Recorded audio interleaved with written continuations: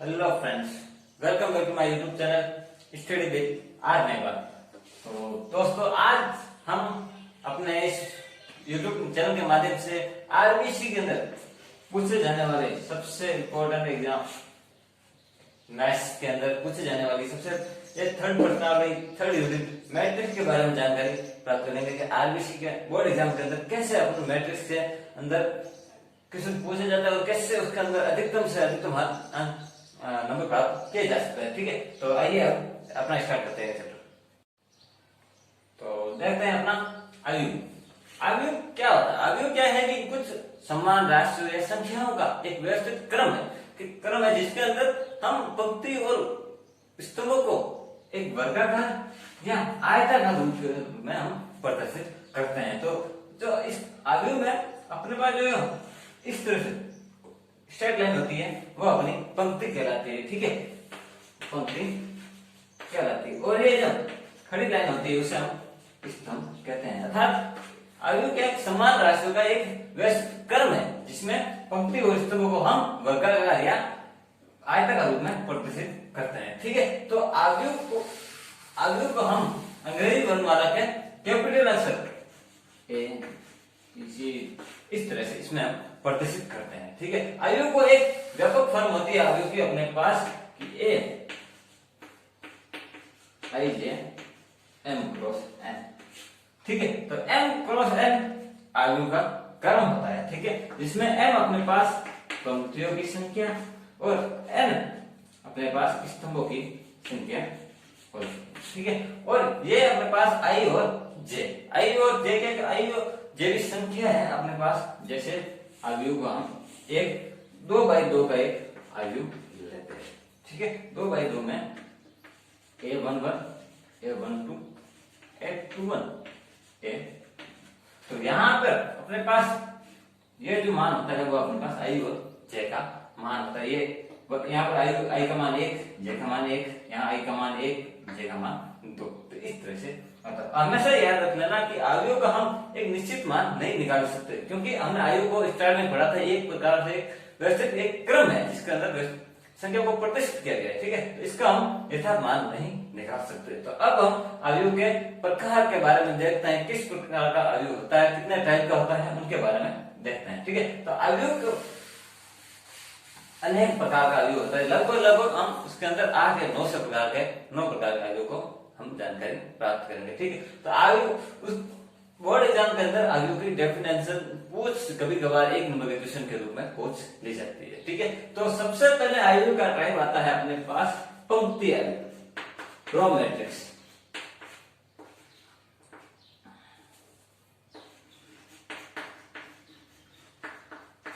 पंक्ति आयु में क्या होगा कि वहां पर अपने अंदर आयु में केवल किसी भी आयु में जब पंक्ति की संख्या केवल एक ही हो तो वो अपने पास पंक्ति आयु कहलाता है। उसके अंदर अपने पास पंक्ति की संख्या केवल एक ही होगी, तो उससे हम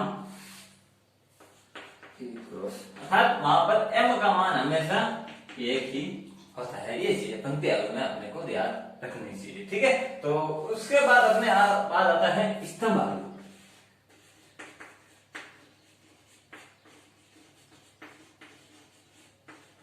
स्तंभ आयु ऐसा आयु जिसके अंदर स्तंभों की संख्या अर्थात n बराबर 1 होती है। ठीक है, तो उसका अपने पास स्तंभ की संख्या। ठीक है, तो ये अपने पास स्तंभ आयु हो जाता है। उसके बाद अपने पास आता है एक शून्य आयु होता है। तीसरा अपने पास आयु होगा शून्य आयु।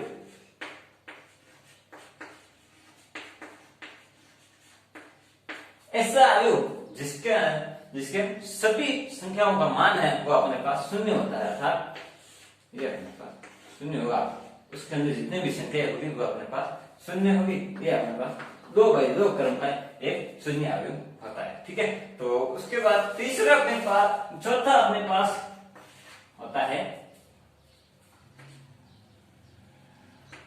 शून्य आयु के बाद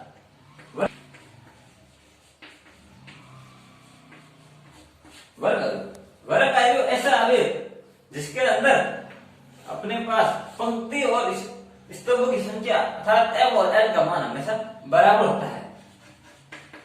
m और n का मान हमेशा बराबर होगा और वो अपने पास वर्ग आयु कहलाता है। जैसे अपने पास 2/2 का एक वर्ग आयु, ये अपने पास वर्ग आयु हो जाता है जिसके अंदर m और n दोनों का मान बराबर है। ठीक है, ये अपने पास वर्ग आयु कहलाता है। ठीक है, उसके बाद अपने पास आता है एक विकर्ण आयु। विकर्ण आयु, विकर्ण आयु अभी भी एक प्रकार का वर्ग आयु ही होता है। तो उसके अंदर डिफरेंट क्या होता है कि विकर्ण आयु में जैसे कोई अपने पास ये वर्ग आयु है,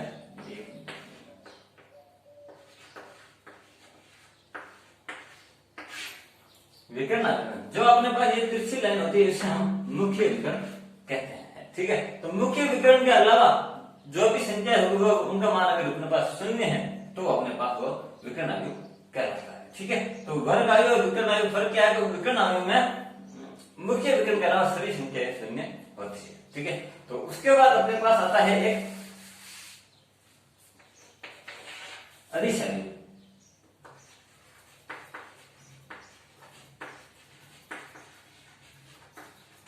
अदिश आयु मतलब ऐसा आयु जिसके अंदर मुख्य विकर्ण के सभी मान एक समान होते हैं। जैसे अपने पास 2/2 क्रम का एक, तो उसके अंदर जो मुख्य विकर्ण के मान हमेशा एक समान होते हैं। ठीक है, तो जब उसके बाद अगला अपने पास 7 तो उसका भाग आता है इकाई आयु। इकाई आयु, इकाई आयु में क्या होता है कि जो मुख्य विकर्ण होता है उसका मान हमेशा अपने पास 1 होगा। क्या? उसका मान हमेशा अपने पास 1 होगा, तो वो अपने पास इकाई आयु होता है। ठीक है, तो अपने पास 8वां जो अपना उसका आयु का भाग है वो आता है त्रिभुजाकार आयु। त्रिभुजाकार आयु, त्रिभुजाकार आयु में क्या होता है कि ये भी 2 प्रकार का होता है, ऊपरी त्रिभुजाकार और दूसरा निम्न त्रिभुजाकार। ठीक है, तो ऊपरी त्रिभुजाकार आयु में क्या होता है कि अपने पास जो आयु होता है ए बराबर AIJ m क्रॉस n का जो आयु होगा उसके अंदर जब आयु मुख्य विकर्ण के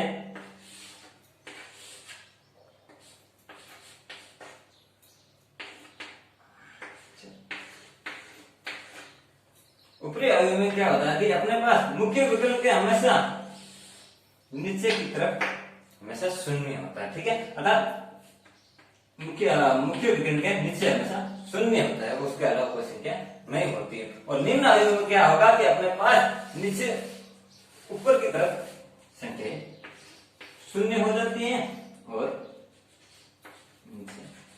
ठीक है, तो इस तरह से अपने पास ऊपरी आयु, ऊपरी त्रिभुजाकार आयु और निम्न त्रिभुजाकार आयु होता है। ठीक है, तो अब हम देखते हैं आयु की प्रॉपर्टी के बारे में पता करते हैं। ठीक है, तो अब हम देखते हैं आयु के गुण, प्रॉपर्टी ऑफ मैट्रिक्स।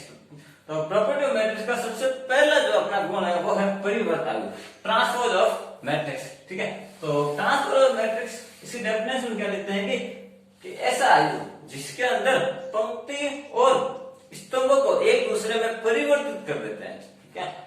जो पंक्ति होगी उसे स्तंभ में परिवर्तित कर देते हैं, इसलिए इसे एक परिवर्त आयु कहलाता है, अर्थात ट्रांसफर कर दिया जाता है। ठीक है, तो किस प्रकार से करते हैं वो देखते हैं कि जैसे अपने पास कोई आयु है, 3/3 क्रम का आयु है अपने पास। ठीक है, तो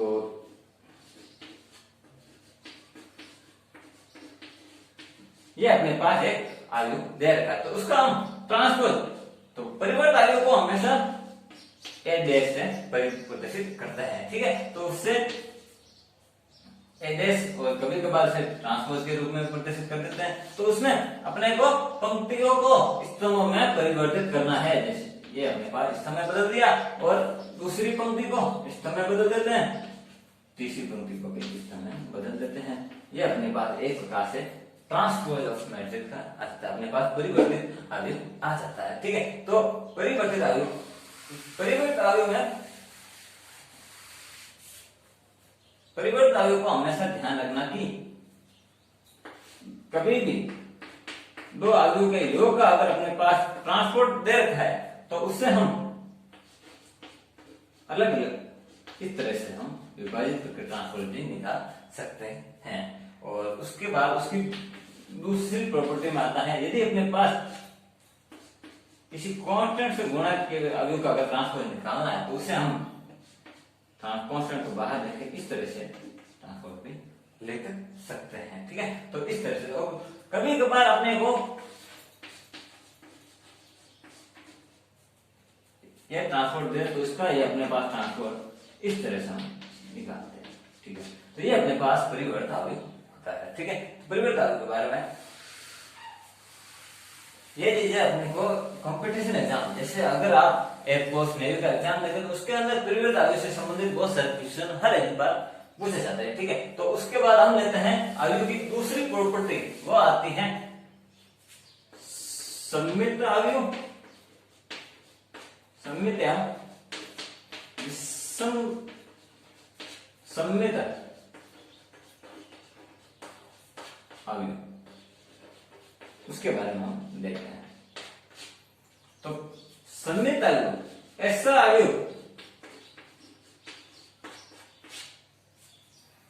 अवयव जिसके अंदर जिसमें हम किसी भी अवयव को अगर हम परिवर्तित कर दे अर्थात ट्रांसपोज कर दिया जाए तो भी अपने को वापस वही अवयव प्राप्त हो, अर्थात वह अवयव अपने ट्रांसपोज अवयव के हमेशा बराबर हो, तो अपना सममित अवयव कहलाता है। एग्जाम्पल के रूप में देखें, जैसे अपने पास कोई 2/2 क्रम का एक अवयव दे रखा है, जैसे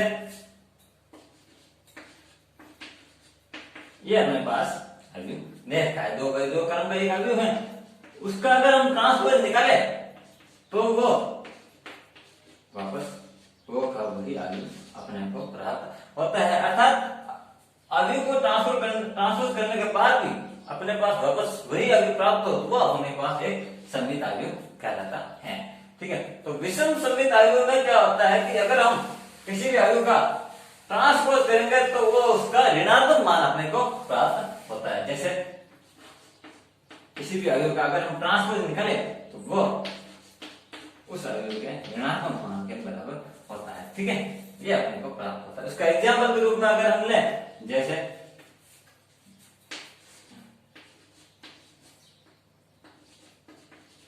ये अपने पास एक 2/2 क्रम का अवयव है। ठीक है, वो अगर हम उसका ट्रांसपोज करें, पंक्तियों को इस क्रमों में बदलें तो 4/2, और अगर हम इसमें से वापस माइनस को अगर कॉमन लेंगे तो अपने पास वापस वही अवयव अपने को प्राप्त हो जाएगा। ठीक है, तो ये अपने पास वापस माइनस है प्राप्त होता है। इस तरह से ये अपने पास विषम सममित अवयव होता है। तो अब आरबीसी की एनसीईआरटी बुक के हिसाब से उसकी एक्सरसाइज 3.1 उसका हम सॉल्यूशन करते हैं। जैसे जैसे हम क्वेश्चनों को समझेंगे उनके बारे में और भी अधिक जानकारी प्राप्त करेंगे। तो स्टार्ट करें एक्सरसाइज 3.1। तो अपने पास एक्सरसाइज 3.1 का सबसे पहला क्वेश्चन है, यदि अपने पास एक अवयव दे रखा है a बराबर स्मॉल है i j 2 into 4 2/4 क्रम का अवयव है, तो उसमें अवयव की संख्या निकालनी है।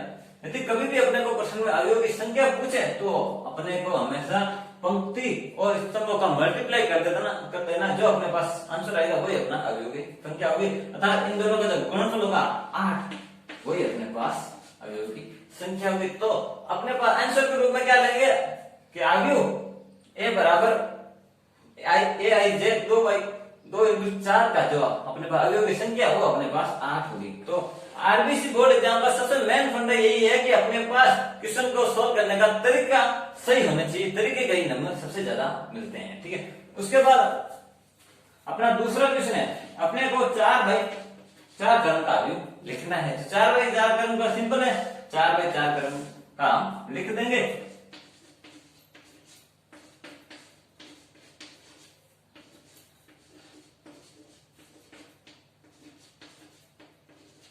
ये अपने पास 4/4 का वैल्यू हो जाता है। उसके बाद हम देखते हैं अपना तीसरा क्वेश्चन। तो अब अपने पास तीसरा क्वेश्चन है, ठीक है। तो इन क्वेश्चनों में सबसे पहले अपने को लिख लेना है कि दिया गया है अपने पास ये इक्वेशन अपने को दे गई है, तो अपने को यहाँ पर ए का मान पूछा गया है। तो ठीक है, तो प्रश्न क्या लिखेंगे, प्रश्नानुसार, प्रश्नानुसार प्रश्न के हिसाब से हम इनकी तुलना कर लेंगे। तुलना करेंगे तो पंक्ति का पहला अवयव और दूसरा अवयव के पंक्ति का पहला अवयव दोनों अपने पास बराबर होंगे और बराबर ए माइनस 6 बराबर 4। ये अपने पास दो समीकरण बन जाता है। अब हम इन समीकरणों को सोल्व करेंगे, अपने पास आंसर आएगा। तो सबसे पहले हम इस समीकरण को सोल्व करते हैं। तो समीकरण हम इसको इक्वेशन 1 इक्वेशन 2 का नाम दे देंगे। तो समीकरण 2 को हल करने पर, समीकरण 2 को हल करने पर के ये इधर आएगा तो प्लस का 6 हो जाएगा, अपने पास के का मान आएगा 2। ठीक है, तो अब हम लिखेंगे के का मान समीकरण 1 में रखने पर, के का मान समीकरण 1 में रखने पर के का मान 1 है, ये अपने पास यहां रखेंगे तो 2 + 4 बराबर 1। यहां से ए का मान अपने पास आ जाता है 6। तो ये अपने पास सिंपल इसी तरीके से अपने को एग्जाम में करना है। ठीक है, तो अब अपने पास चौथा क्वेश्चन है कि 6 अवयव वाले अवयव के संभावित अपने पास क्रम पूछ रहे हैं। तो क्रम अपन 6 अवयव है, तो हमने सबसे पहले क्वेश्चन में क्या था कि अवयव की संख्या कैसे निकालते हैं, पंक्ति और स्तंभों की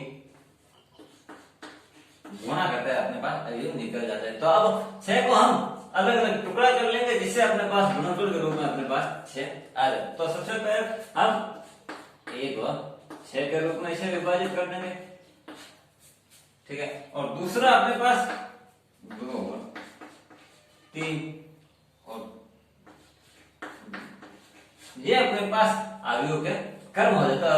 हम आंसर के रूप में लिख देंगे कि 6 अवयव वाला अवयव के संभावित क्रम निम्न है। कौन से कि तो संभावित क्रम 1 × 6, 6 × 1 और 2 × 3 और 3 × 2। ये अपने पास 4 संभावित क्रम आ जाता है। अब अपना नेक्स्ट क्वेश्चन 5। तो 5 क्वेश्चन क्या है, 2/2 क्रम का अपने को एक अवयव ज्ञात करना है जिसके अवयव अपने पास ये दे रखे होते हैं। ठीक है, तो इसमें से अपने को अवयव का 2/2 का अवयव निकालना होता है। ठीक है, इसका हम एक क्वेश्चन में कर देता हूँ, बाकी के जो अगले क्वेश्चन है वो आप स्वयं करना, अगर ना है तो कमेंट के अंदर वापस अपने पूछ लेना। ठीक है, तो ऐसे क्वेश्चन हम सबसे पहले माना 2/2 क्रम का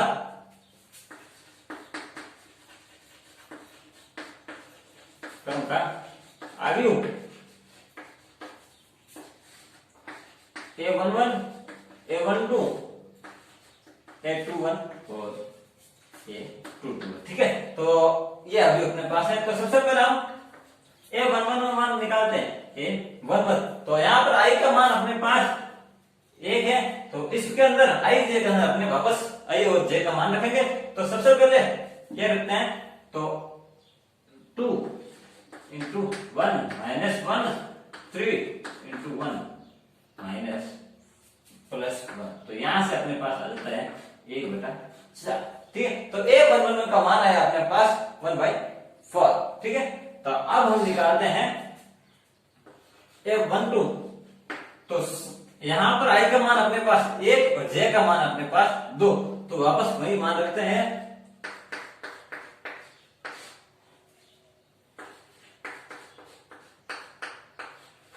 तो 2, ये अपने पास 2 - 2/5।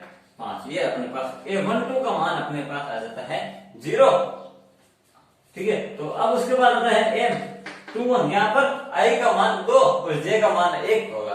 तो ठीक है, वापस वही उसमें J के मान रखते हैं। तो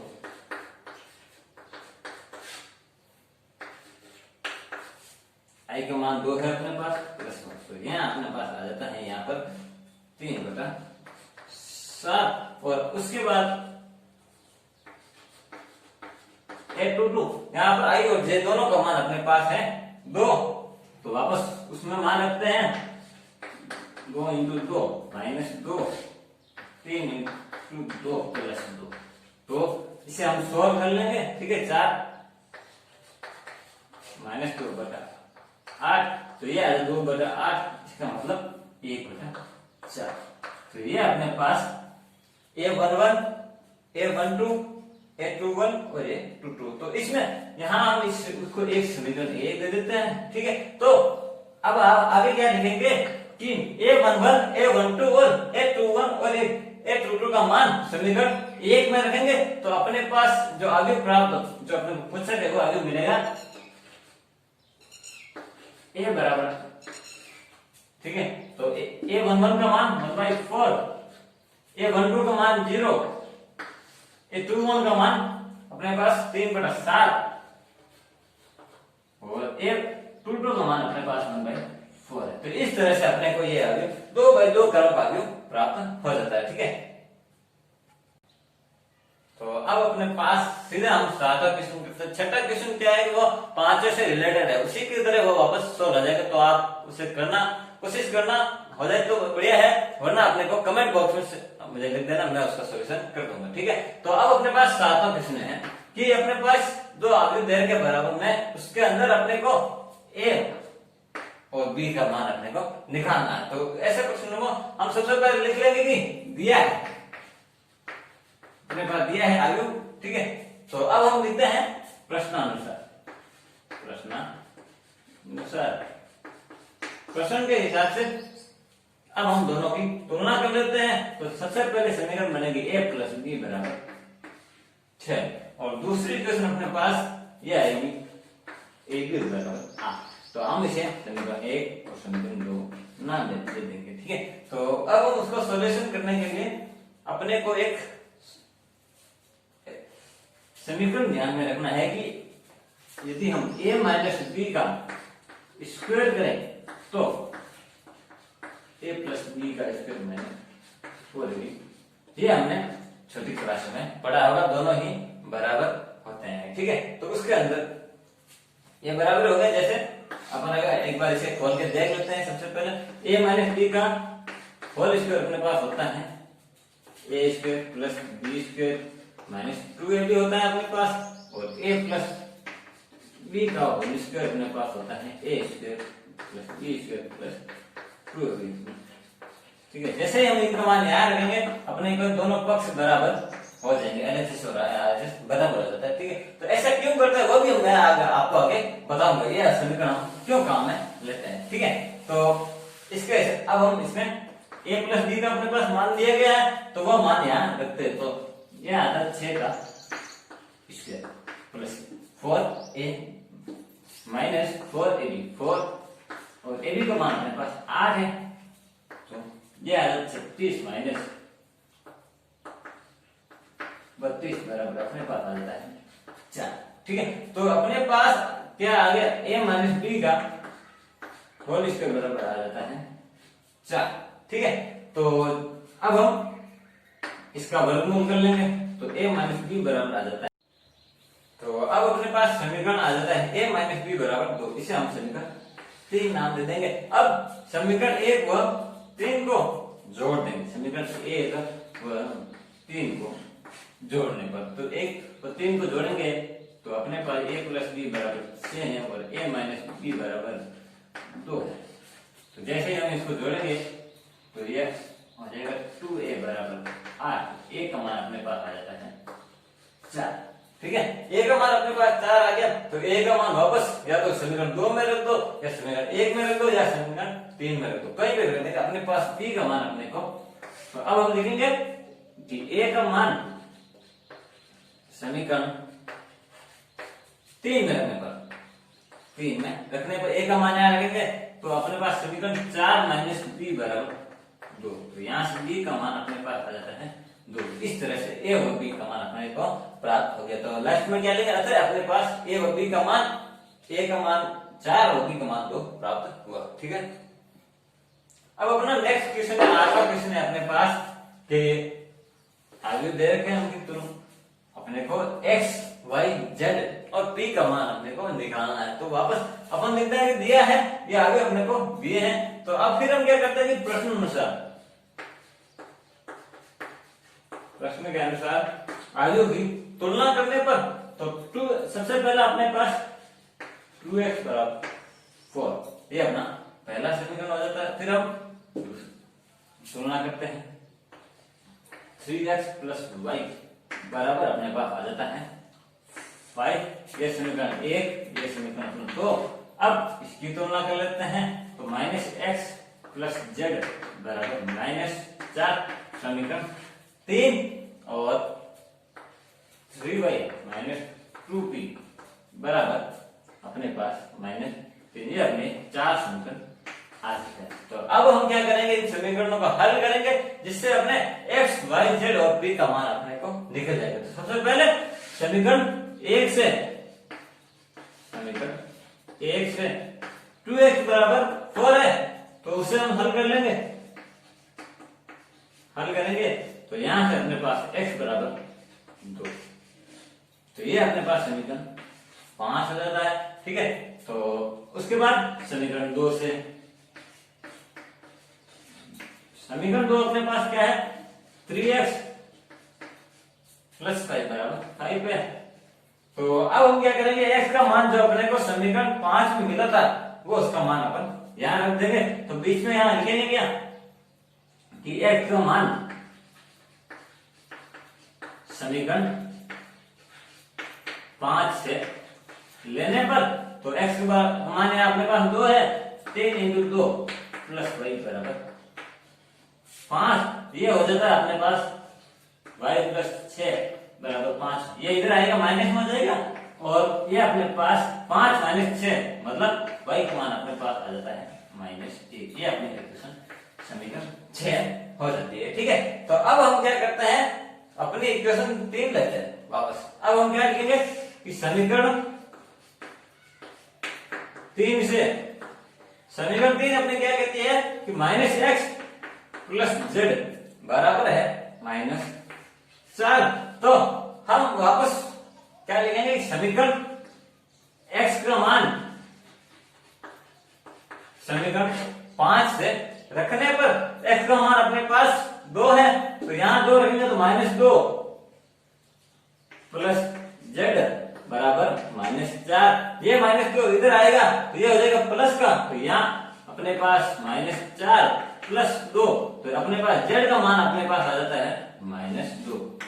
ये अपने पास समीकरण 7 हो जाएगी।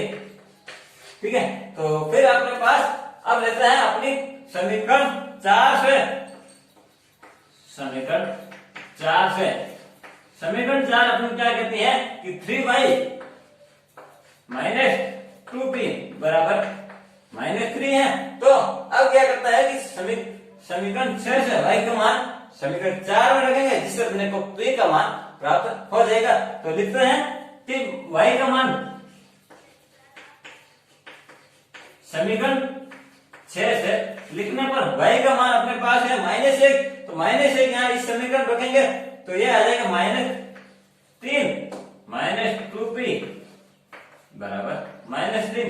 यहाँ दोनों तरफ समान संख्या है इसलिए ये एक दूसरे कैंसिल हो जाएंगे और अपने पास p का मान अपने को 0 आ जाता है। ठीक है, तो ये अपनी समीकरण 8 हो जाती है। तो अपने पास अब हम क्या करते थे, समीकरण 5, 6, 7 व 8 से क्रमशः x, y, z के मान 2, -1, -2 और 0 प्राप्त हुए। तो इस तरह से अब हम अपना आखिरी क्वेश्चन नमा क्वेश्चन देखते हैं। तो अब अपना नमा क्वेश्चन है कि एबीसी के किन मानों के लिए ए तथा बी समान अवयव होंगे। समान अवयव मतलब दोनों ही बराबर होंगे। तो ऐसा क्वेश्चन अपने पास एयरफोर्स का, नेवी का कोई भी क्वेश्चन पेपर उठाकर देख लेना, हर बार ऐसा क्वेश्चन अपने को पूछा जाता है और ये बहुत इंपॉर्टेंट क्वेश्चन है। ठीक है, तो इसमें कुछ नहीं करना है, अपने को सीधा प्रश्न पे सबसे पहले लिखना है अपने को प्रश्न के हिसाब से दोनों की अपन तुलना करेंगे। तो प्रश्न अनुसार आयु ए तथा बी की तुलना करें।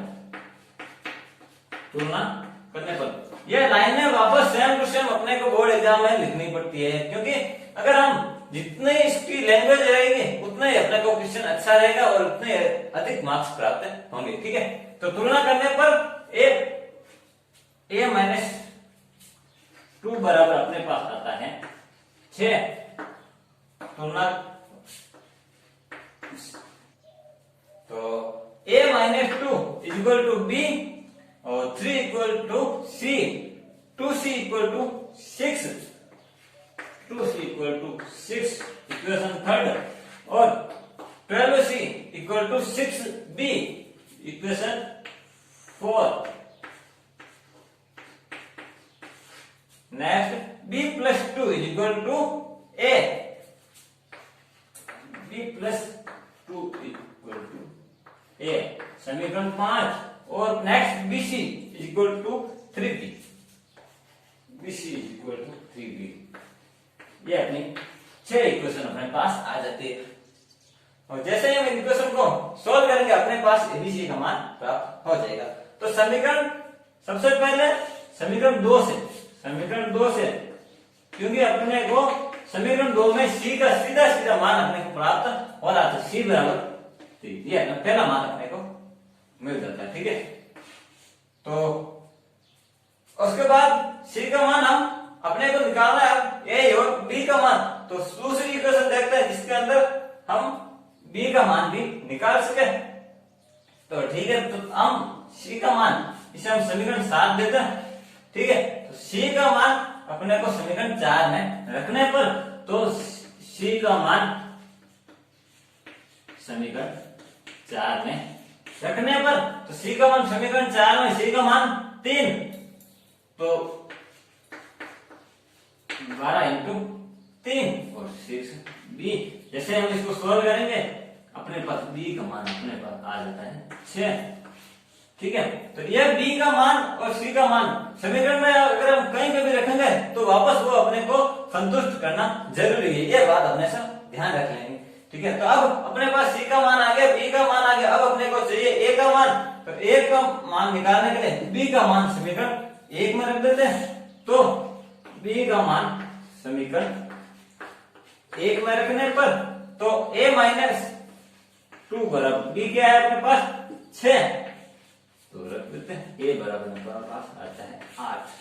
ठीक है, तो ये अपने पास a का मान आ गया, b का मान आ गया, ये c का मान, इसे हम समीकरण 8 और ये समीकरण 9।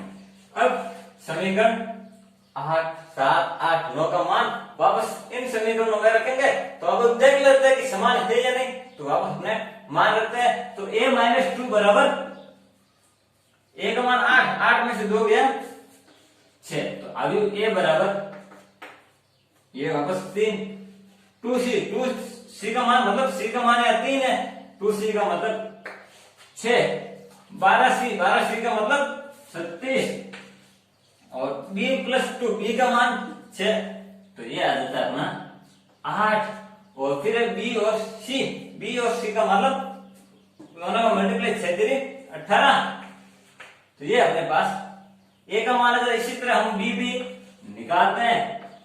b में क्या है, ये सबसे पहले b, फिर c का मान 3 और ये 6, और ये हो जाता है 36, यहाँ a का मान यहाँ 8 और 3b का मतलब b का मान रखेंगे ये 18। तो अब हम देखते हैं कि a और b का मान बराबर है, अर्थात हम लिखते हैं कि a b c के क्रमशः मान a बराबर 8, b बराबर 6 और c बराबर 3 के लिए अवयव a और b हमेशा समान अवयव होंगे। तो इस तरह से आज का ये अपना पहला सेशन था जिसके अंदर एक्सरसाइज हम 3.1 कंप्लीट की। तो अगर आपको अपना वीडियो पसंद आए तो लाइक कीजिए, शेयर कीजिए, तो और नेक्स्ट वीडियो में हम उसके अगले यूनिट के बारे में देखेंगे।